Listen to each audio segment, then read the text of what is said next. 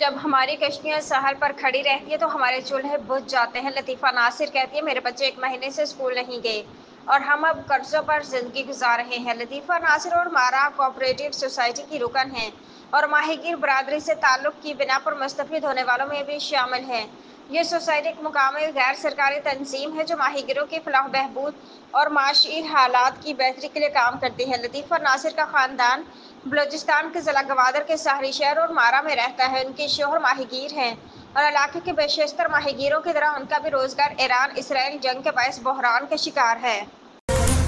دارالحکومت اسلام آباد، لاہور اور پشاور سمیت دیگر شہروں میں زلزلے کے جھٹکے محسوس کیے گئے۔ لوگ کلمہ طیبہ کا ورد کرتے ہوئے گھروں سے نکل آئے۔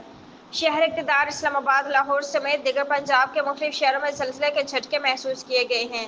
پیما مرکز کی رپورٹ کے مطابق زلزلے کی شدت 5.4 ریکارڈ کی گئی۔ زلزلہ کا مرکز کو ہندو کش ریجن افغانستان تھا اور اس کی گہرائی 102 کلومیٹر تھی۔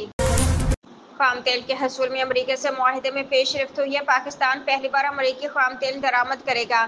تفصیلات کے مطابق پاکستان کی ریفائنری سرنرجیکو نے براہ راست امریکی خام تیل منگوانے کا فیصلہ کر لیا۔ پاکستان کی پیٹرولیم ریفائنری کمپنی سرنرجیکو لمیٹڈ لگ بھگ 10 لاکھ بیرل خام تیل امریکہ سے منگوائے گا اور ذرائع کا کہنا ہے کہ امریکی خام تیل کی پہلی کھیپ اکتوبر 2025 میں پاکستان آنے کا امکان ہے۔ امریکی خام تیل وائٹل ٹریڈنگ کے ذریعے طے پایا ہے۔ وائٹل ٹریڈنگ دنیا کی سب سے بڑی تیل ٹریڈنگ کمپنی ہے۔